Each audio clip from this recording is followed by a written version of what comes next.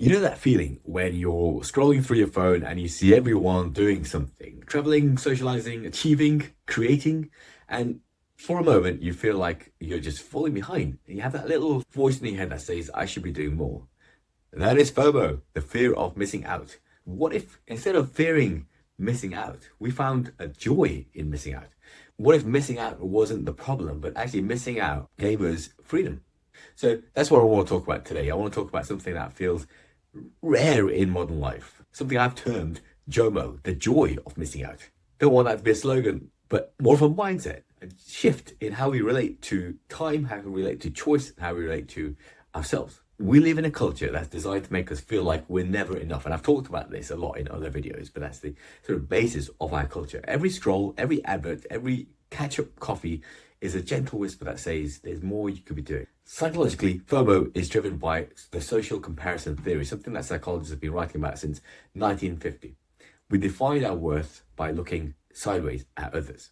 And when those others were a handful of individuals in our tribe, not an issue. But when those others are billions of people online, those comparisons can never stop. And added to that is that dopamine feedback loop that social media has created. Likes, comments, notifications, all those pings, those tiny unpredictable rewards that, as I've mentioned before, mimic slot machine mechanics. Every ping reinforces the idea that being connected is like being alive. It gives you that dopamine hit. You should know, though, that connection isn't the same as contentment, and that more experiences don't always mean richer ones. So think about the last time you said yes to something that you really didn't want to do, a night out, a project, or maybe just opening another app. Why did you say yes?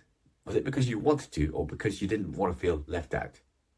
Yeah, that's the reason why we fill our calendars and fill our closets and fill our storerooms, not out of need, but out of that fear of missing out, fear that we might become still, fear that we might feel silence, that we might feel insignificant. FOMO tells us that we can have happiness. It's out there, we've just got to get it. It's a belief that fulfillment is a bit of a moving target. It's always in motion. It's just one experience ahead. You're almost there. Of course, modern society has revealed this paradox that we have tons of options, more options than any human has had in history. But the more options that we have, the less satisfied that we have become. And psychologist Barry Schwartz called this the paradox of choice. When possibilities multiply, so do regrets. Every yes contains 1,000 no's that we never consciously made. We think of freedom as unlimited choice, but freedom is actually unlimited regrets. It means the ability to choose, but the necessity to say no to a lot of other things. And that's not real freedom. Real freedom is the ability to choose and then stop choosing. And that's why people feel such a mental fatigue in modern life. I don't think it's from overworking. I think it's from deciding what to wear, what to watch, what to post, what to become. We're exhausted because we just have too many choices. And linked to that issue is not only do we have too much choices, we have too much opportunity to think about what we could be doing, what else we could be doing. Yeah, and that's where hopefully your realization begins. That FOMO, the fear of missing out, we are afraid of missing out on something because we have so many options in front of us. But we know the reality is that we cannot possibly complete all those options in our lifetime. It's just not possible. So we have to reduce that and work towards JOMO, the joy of missing out. And how does that work? Well, one day something hopefully shifts in your mind. You cancel any plans, you stay at home. You go for a walk, but you don't listen to a podcast. You don't even go to any particular destination, you just go for a walk. And you experience something, you experience peace. You experience satisfaction of reducing that FOMO. That peace, that satisfaction is JOMO, the joy of missing out. And again, it's not about isolation or indifference. And something to remember here, it's not about isolation or indifference. It's just about rediscovering the quiet satisfaction of being where you are, right? And not thinking about being elsewhere.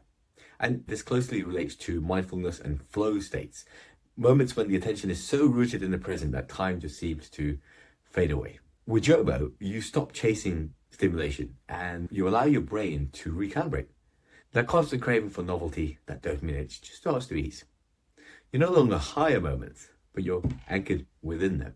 Philosophers knew about this long before Instagram ever existed. The Stoics talked about ataraxia. This is the tranquility that comes from not getting more, but from wanting less. In Buddhism, first there's a concept of non-attachment, not as a rejection, but as a release. Even some modern existentialists like Kierkegaard warn that the crowd is untruth, meaning that when you define yourself by what everyone else is doing, you lose that authenticity. So really, JOMO is ancient wisdom wrapped up in a new acronym. It's the art of choosing your life consciously rather than reacting to everybody else's. And there's a joy in that, a kind of sacred stillness that says, I don't need to be everywhere to be alive. I don't need to do everything to be alive. But it's difficult. So how do we live like this in a world that rewards the exact opposite? You've got to start with choosing less, but choosing better. Ask yourself, generally, what gives me energy? What drains it?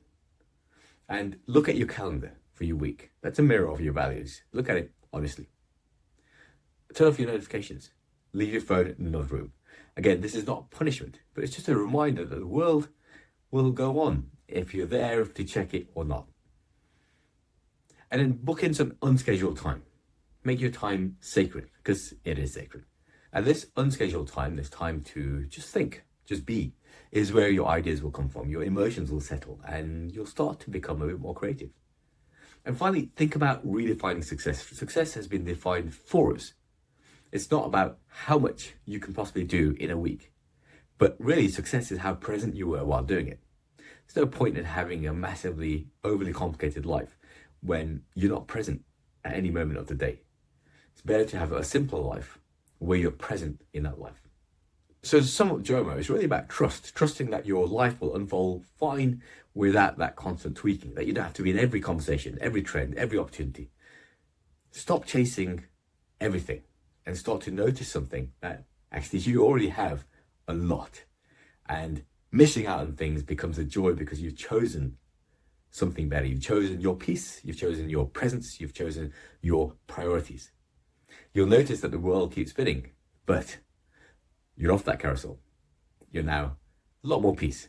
And what you'll do is you'll see the world rushing by and you'll give a gentle smile, maybe a little wave, and think, hey, I'm not behind, I am free. I'm joyful. I have the joy of missing out. And that's really the thing that you don't want to miss out on. Thanks for listening.